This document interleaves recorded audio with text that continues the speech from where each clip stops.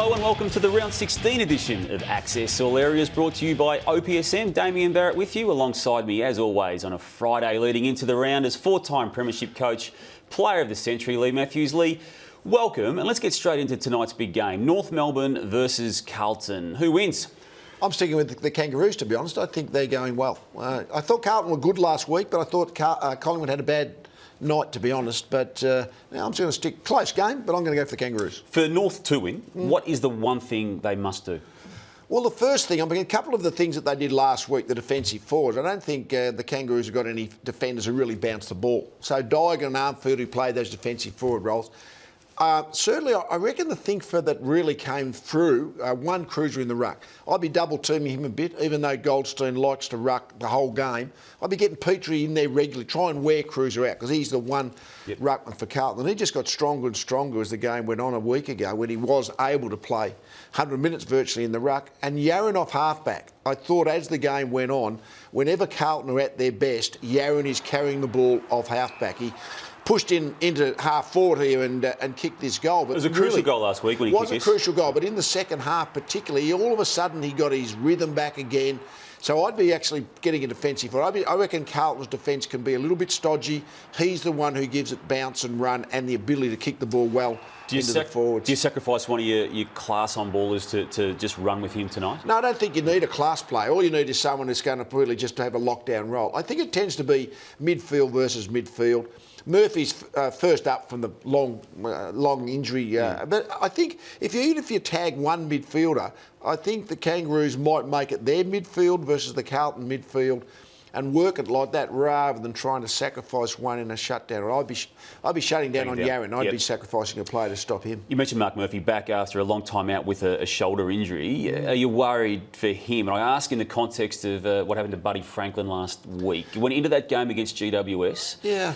With an apparent hamstring twinge and, lower leg injuries are different. I was amazed after seeing what happened to Franklin on the Friday before that they tried to get him up. I was amazed that he actually got up. The recuperative powers are unbelievable. And I was just unsurprised that he hurt himself. Yeah. It seemed a really very, very unwise decision. You know that club well. Yeah. You know Jason Dunstall very well. Yeah. What would he, as footy club director, be doing this week by way of asking questions? Oh, I don't think it's really the footy department is big enough in itself. But really, it was a risk. They took the risk of playing him. They obviously didn't think it was a risk.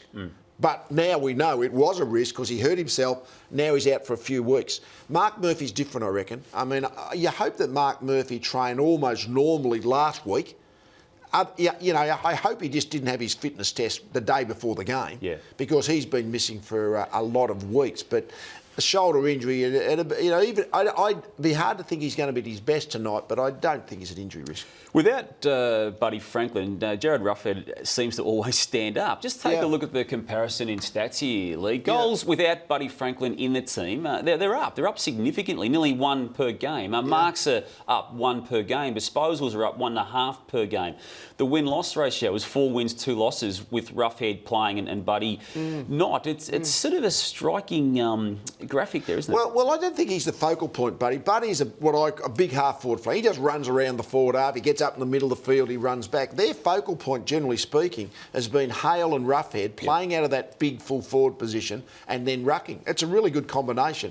And every now and again they'll push Sirioli in deep. So I don't think it affects their structure.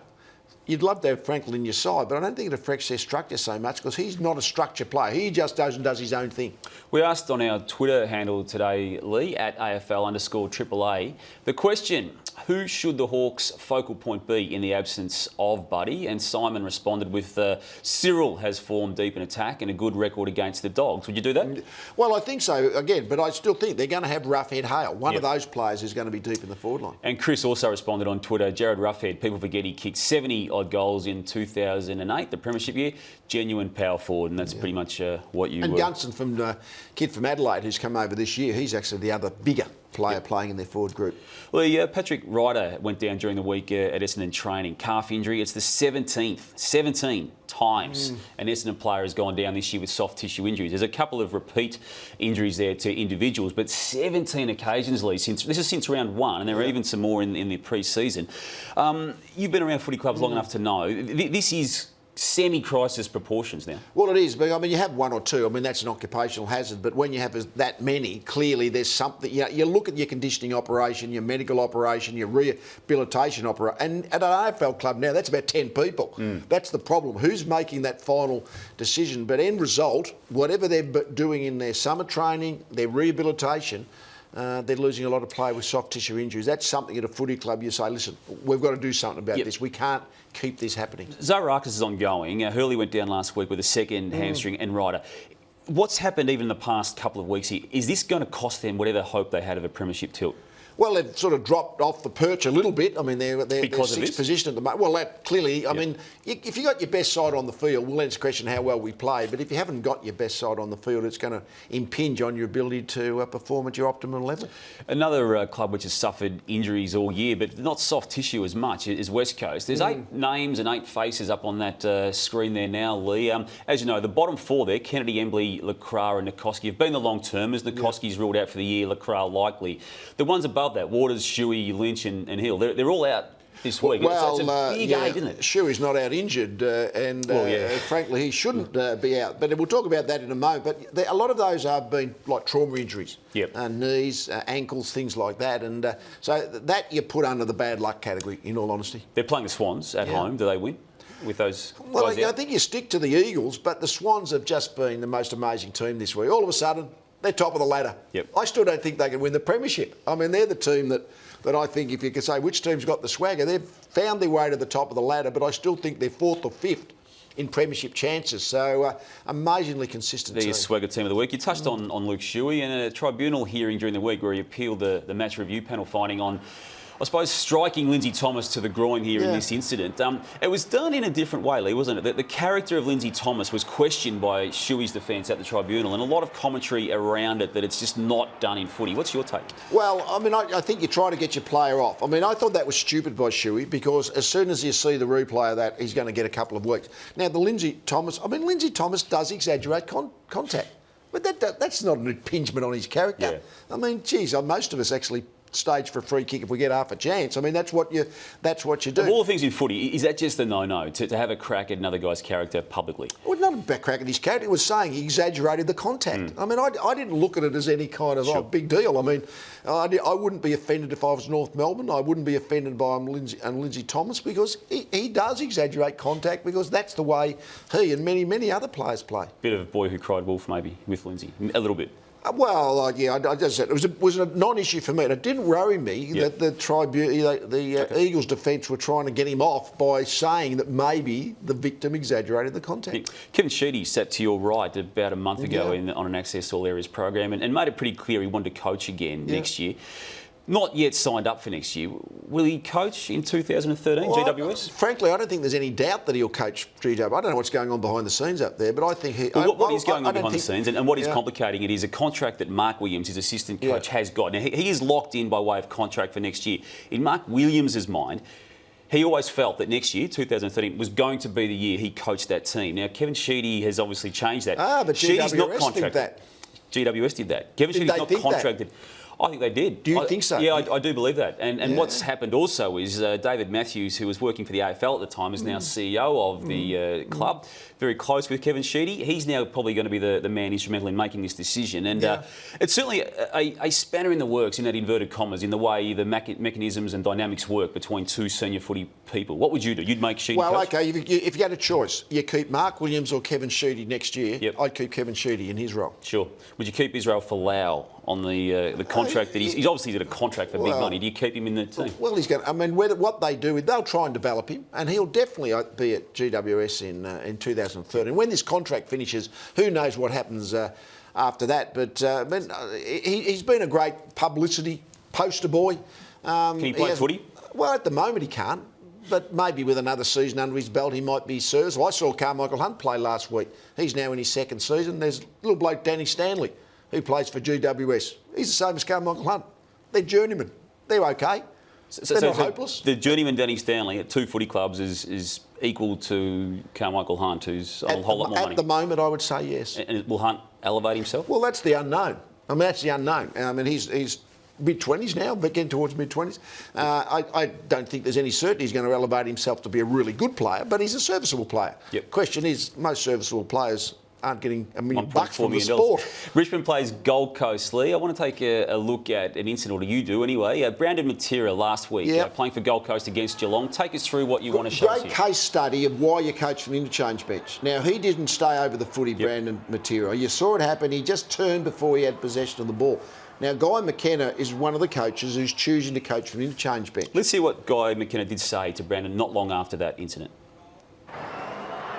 Don't step, just hit through the ball. Take the contact, mate. It's not always going to be nice and pretty. Go when he's a foot further back and you've got some time and space, that's when you do it. Just take the ball, take the contact, mate. You're good enough.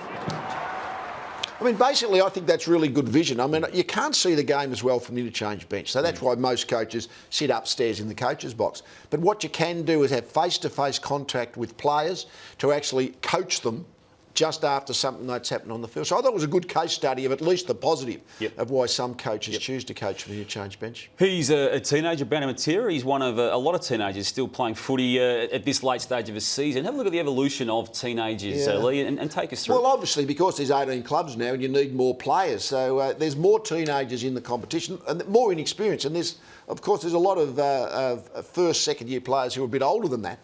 But I think it proves I'm a bit of an elitist. I think we should have an elite competition. But in a sense, part of our competition is we've got development teams. Well, 100 new players have come in, haven't they, in the past 2 seasons? That's with been part of the deal. New clubs. 3 really big games on the weekend. We've touched on 2 of them already. The other one, Geelong versus Collingwood. Lee, question marks on both teams, particularly out of last weekend in Collingwood's case. Is the loser out of this game, do we sort of learn and draw a line through Geelong as a finalist and maybe even Collingwood as a top 4 team if they lose? Oh, no, I think Collingwood are a definite top 4 team. And they lost last week. They had a bad game. I'd be surprised if they don't win tomorrow night. Geelong, however, are unpredictable. They remind me of a lazy racehorse, right? When it gets challenged, it finds a bit because it's got a lot of talent. But when it doesn't get challenged, there's a bit of laziness, go through the motion about it. So you never know what you're going to get from Geelong. They can turn up and beat Collingwood tomorrow night. But that consistently level, elite, outstanding level that Geelong have produced over the last 5 or 6 years, that's not there very often these days. OK, did they make the finals, Geelong? Well, they've won 9 games. They still play every other team in the 8. I don't think there was certainty to make the finals, but you'd think they'd win enough games to get to the 12 or 13 and actually make it. Sure. Lee, time, as it is at this stage of Access All Areas every week, for the OPSM poll. This is the question from Monday. The video scoring review system. Right now, as in right now, is it good or bad for the game? And this result is different to what it was at the start of the year. 55% say yes, it's good, and 45% said no, it's bad. And those figures are now more weighed to the bad than they were at the start of the year. Lee, that's it for another Access All Areas.